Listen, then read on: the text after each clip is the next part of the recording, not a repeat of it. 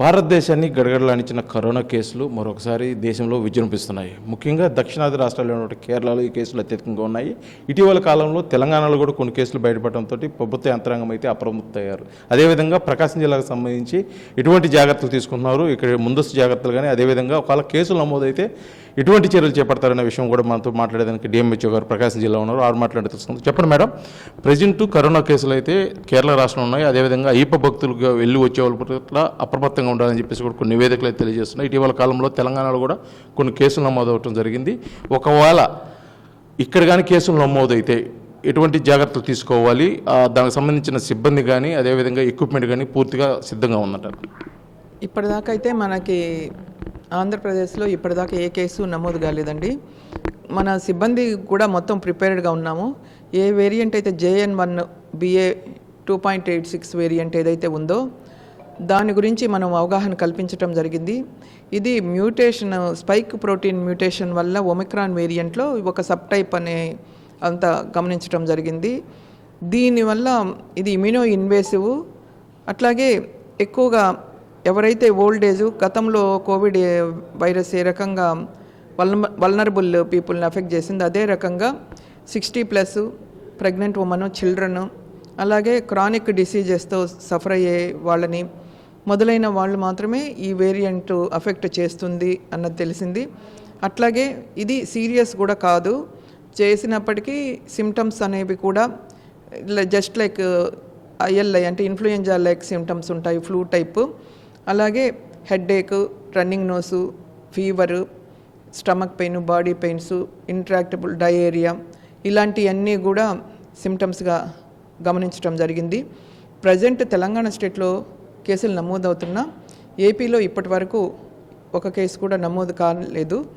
కానీ మేము వైద్య ఆరోగ్య శాఖ మాత్రము, మా ప్రిన్సిపల్ సెక్రటరీ గారు, అలాగే commissioner of health and family welfare and director of health గారు ఇచ్చిన సూచనల మేరకు అన్ని మేము ప్రిపేర్డ్గా ఉండటం, ఎక్విప్మెంట్ అంటే వెంటిలేటర్స్ కానివ్వండి, oxygen pipe lines, beds, drugs ఇవన్నీ కూడా ఒకసారి చూసుకొని ప్రిపేర్డ్గా ఉండటం జరిగింది. అన్నీ మనం రెడీగానే ఉన్నాము. ఎలాంటి సిచ్యుయేషన్ వచ్చినా ఫేస్ చేయడానికైతే రెడీగా ఉన్నాము. అన్నీ అందుబాటులో ఉన్నాయి. ప్రజలకి నేను చెప్పేది ఏంటంటే, రేపు రాబోయే 25th క్రిస్మస్, January 1 సంక్రాంతి లాంటి ఫెస్టివల్స్ అన్నీ వరుసగా మనం వస్తున్నాయి కనుక ఎక్కడైతే గ్యాదరింగ్ ఉంటుందో అక్కడ మాత్రం మాస్క్ కంపల్సరీ మనం వాడాలి. అలాగే హ్యాండ్స్ ద్వారా డ్రాప్లెట్ ఇన్ఫెక్షన్, అట్లాగే హ్యాండ్స్తో ఇది స్ప్రెడ్ అవుతుంది మనం ఆ చేతులతో కనుక హ్యాండ్స్ తరచూ శానిటైజ్ చేసుకోవటం లేదా సోప్ వాటర్తో వాష్ చేసుకోవటం, ఎక్కడన్నా సర్ఫేస్లు టచ్ అయినా. ఇలాంటి గతంలో ఏదైతే కోవిడ్ అప్రాప్రియేట్ బిహేవియర్ అనే దాన్ని మనం పాటించామో అలాంటి కోవిడ్ అప్రాప్రియేట్ బిహేవియర్నే ప్రజలందరూ పాటించాలి. అలాగే ఎవరికన్నా చిన్నపాటి ఫీవర్ కానీ ఈ ఫ్లూ లైక్ సిమ్టమ్స్ ఉంటే వాళ్ళ ఫ్యామిలీ మెంబర్స్ నుంచి కొన్ని రోజుల పాటు ఈ సిమ్టమ్స్ తగ్గిందాకా ఐసోలేటెడ్గా ఉండాలని కూడా మేము అందరికీ సూచించడం జరుగుతూ ఉంది. ఇట్లాంటి చిన్న చిన్న జాగ్రత్తలు తీసుకున్నామంటే మనం ఈ స్ప్రెడ్ ఆఫ్ ది వైరస్ కానివ్వండి వచ్చినా మనము దాన్ని కట్టడి చేయడానికి అవకాశం ఉంటుంది.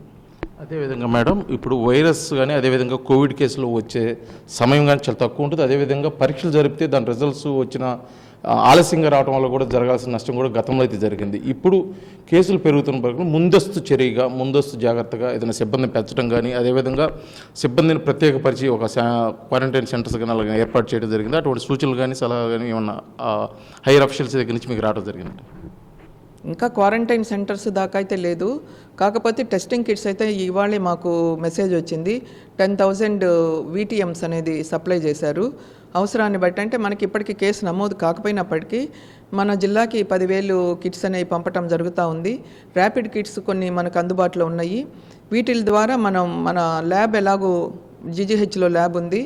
అలాగే ఇంకా మరి కేసులు నమోదయ్యే పరిస్థితిని బట్టి మనకి ట్రూనాట్ ఎక్విప్మెంట్ కూడా రెడీగా ఉన్నాయి కనుక we will take all the precautions అండి as per the need and as per the situation needs. అదేవిధంగా మేడం, ప్రాథమిక కేంద్రాల్లో, వైద్య కేంద్రాల్లో కొంత సిబ్బంది కొరతగా ఉంది. అదేవిధంగా ఒకవేళ కోవిడ్ కేసులను సంభవిస్తే సిబ్బంది సరిపోతారా?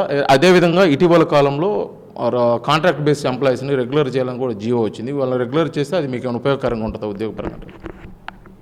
సిబ్బంది కొరత అనేది మాత్రం లేదండి.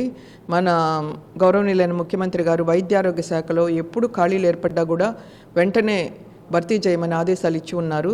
అదే రకంగా ప్రతి దగ్గర మనం ఖాళీలు ఏర్పడ్డప్పటి నుంచి మనం ఫిల్ చేస్తూనే వస్తున్నాము. రీసెంట్గా కూడా sanitary attenders, F&Os 3 ఎఫ్ఎన్ఓలు, 7 sanitary attenders designation ఇచ్చారని మనం ఫీల్డ్ నుంచి తెప్పించుకొని దానికి కూడా నోటిఫికేషన్ ఇవ్వటం జరిగింది. ప్రతి పిహెచ్సిలో స్టాఫ్ నర్సులు ఉన్నారు. ఇద్దరు డాక్టర్లు పీజీకి వెళ్ళిన వెంటనే గతంలో ఎన్నడూ లేని విధంగా వెంటనే డాక్టర్స్ని కూడా రిక్రూట్మెంట్ అనేది చేస్తూ వస్తున్నారు. అట్లాగే మన సిబ్బంది మొత్తం అప్రమత్తంగానే ఉన్నాము. ఇక ఈ కాంట్రాక్ట్ వాళ్ళు రెగ్యులర్ అయినందువల్ల మనకి వచ్చేటటువంటి ఇబ్బంది అంటూ ఏమి ఉండదు. వాళ్ళు మన కిందే ఉంటారు, మన శాఖలోనే ఉంటారు కాబట్టి already they are working and nomenclature మారుతుంది. కాంట్రాక్ట్ రెగ్యులర్ అండ్ నామింక్లేచర్ మారుతుంది తప్ప వాళ్ళ నుంచి సేవలు అందకుండా ఉండే క్వశ్చన్ ఉండదు.